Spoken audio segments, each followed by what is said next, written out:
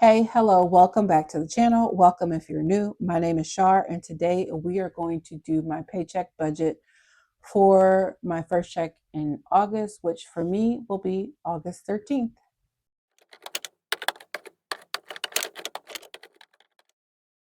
All right, guys, so this is going to be really, let me say, I'm hoping this is a really quick video. I think it's going to be. So, nothing really going on. So, just normal stuff. So for my full-time paycheck, we are still at my base 80 hours, no overtime or any of that. So I'm just going to budget $1,725. Okay. So then for my part-time, I am also going to budget $815. For other, my two children need to pay me for their cell phone, so that is $30 each. And then all three of my children pay me $80 every check because that is paying for their portion of their cruise. So total and other, I should be getting from them $300. For a rollover, I'm not anticipating, or I don't budget rollover. I do that in the actual, but I know in my sinking funds, I am bringing over $755. That is to pay my 6-month premium for my car insurance. So total we're working with is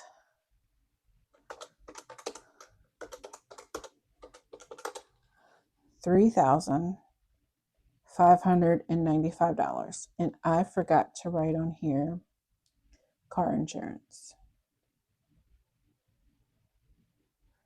Okay, so for my mortgage, I am going to budget $715. I pay $1,400 for my mortgage. That includes my actual mortgage, which I've been paying $1,400 for so long, I don't even remember what my actual mortgage is. What is my actual? 1,217 or 14, somewhere around there. That's somewhere around there. And so I pay $1,400 so that I can have extra going towards my principal. And then now I'm starting to bump it up to pay $1,430 because the extra 30 will go to my escrow. I think so far in the past month I've paid like a little over 100 extra towards my escrow. Internet is also due, so I'm gonna do 90. And then Roku and Peacock have both went up. I don't do much. I don't go many places. But the one thing I do enjoy are like Roku, but this is actually Hallmark. So I like the Hallmark movies and shows and documentaries and all of those things. And the same with Peacock. So this is my joy to myself. And I'm okay with that. So I believe it's $11 now. So I know officially Peacock is $11. I have not got the email that the Roku has went up, but usually they go up in the same month together. So I'd rather budget for it and not need it than to not budget for it and need it. Cell phone is going to be 92. And then our base amount payment for our Fed tax debt is $120. Our Apple storage is $3. And our car insurance payment, it is really like $753 and some change. So I'm just going to put $755 because that's what we're pulling out. So for our fixed bills this paycheck,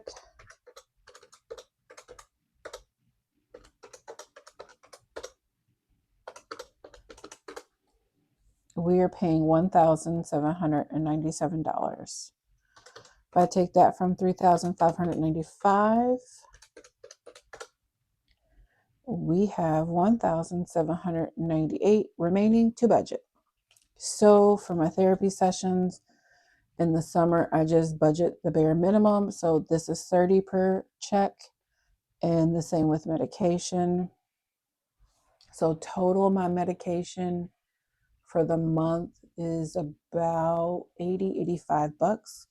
I built the envelope up between March and June so that when July and August and September came, I was okay to cut back because I had that money in the envelope. My base amount for my credit card payment is $125. The cruise payment is the $240 for my children plus $80 for my portion, so that is $320. And we go on our cruise for our spring break, March of 2026. So we're very excited, and this is our very first cruise, so we're extra excited. Groceries is going to be $175 this paycheck, and this is for 2 weeks. And a single person, it's just me, so $175 is more than enough. My home, I'm going to do $25. What I'm going to start doing is usually when I have money left in here, I usually just pull it over and recycle it to like a sinking funds envelope. But what I've been finding is I don't need to use this very often, but when I do need it, I stock up. And so it's, quite a hefty bill. So I'm just going to start leaving this in that envelope, or I might put it in like a sinking funds envelope that I have and use it that way to build it up. So like when I need to stock up on paper towels or toilet paper, and to be quite honest, since it's just me, I can go to Sam's and get, or like last year I went to Sam's and I got toilet paper and paper towels. I literally just finished the toilet paper that I bought almost a year ago. And I just went and restocked and got more toilet paper. And I still have not finished the paper towels that I bought over a year ago. And then I just got a big thing of laundry detergent. And I'm going to see how long that lasts. Hopefully it can last me like 4 or 5 months would be great. But we will see. So I'm just going to start building this up, and I might even just switch it from my wallet and just keep it in my actual sinking funds binder and just make it a sinking funds envelope since I don't use it very often. I did all that rambling, but hopefully y'all get the gist of that. Fuel will be $160. Spending is going to be its normal $40. Eating out is going to be $30. I'm interested to see how I do with this when school starts. I find that I tend to eat out more when school starts because I'm so swamped and I'm so busy and I work long hours and I'm exhausted and I'm tired that I don't have the energy to cook dinner. And then when I have to get up and go to work, then I don't have food. So I got to find a solution for that. And I do have like a refrigerator and a freezer, a small one in my office. So I just probably need to meal plan to like keep some lunch meat and bread and all that jazz in there and just maybe eat ham and cheese sandwiches every day. And I'm completely fine with that because I like ham and cheese and turkey and cheese, and I could eat it every day and be okay. Miscellaneous will be $5.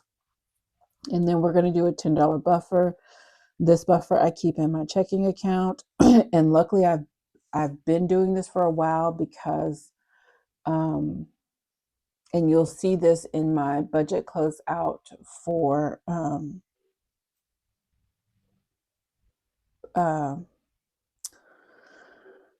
Jesus. My budget closeout for August.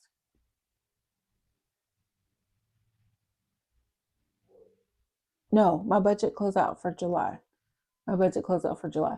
You'll see that I did not budget enough for my utility payment, but because I have a buffer in my checking account, a big one, it covered the difference, and the difference is like a good 30 or 40 bucks. So I guess the rate, when they raised the rate, I didn't think it would affect me as much, but oh baby, yes it did.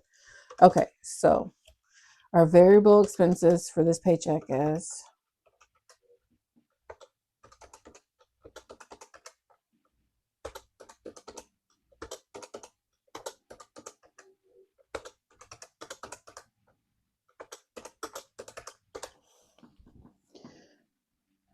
$950. And if I subtract that from $1,798, we have $848 remaining.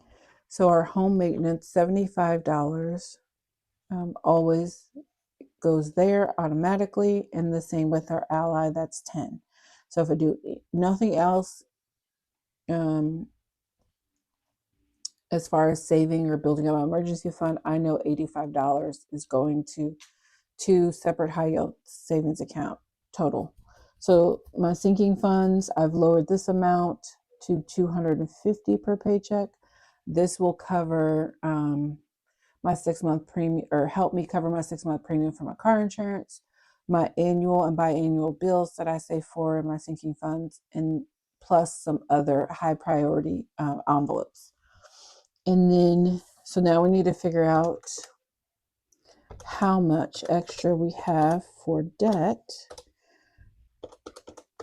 Okay, so I know I have $513 that I can put towards debt. So let's make sure this all adds up.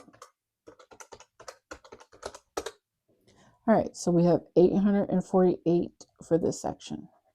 And I'm hoping that my actuals for my check come in higher, because then that will be more money that I can put towards my credit card. But with the extra payment of $513 and the $125 here, at minimum, I'll be able to put $638 extra towards that credit card. And then anything else that I bring in here will also go there. And so that will be amazing. All right. So we have our paycheck budgeted. We know where our money is going to go when we get paid. And then I will come do a closeout when I get my actual check and film with this, where the actuals are going to be. And I think I might start doing like a weekly check-in for my wallet, so that you guys can like see how I track my weekly spending in my wallet, and how I have like rollover and how I add money, all that. So we'll see. School's going to start for me, and I have 4 classes, and I work full time and part time, and yeah, it's like I feel like a crazy woman. But outside of all of that, I will see you guys later. I hope you have a wonderful, beautiful, blessed day. Bye.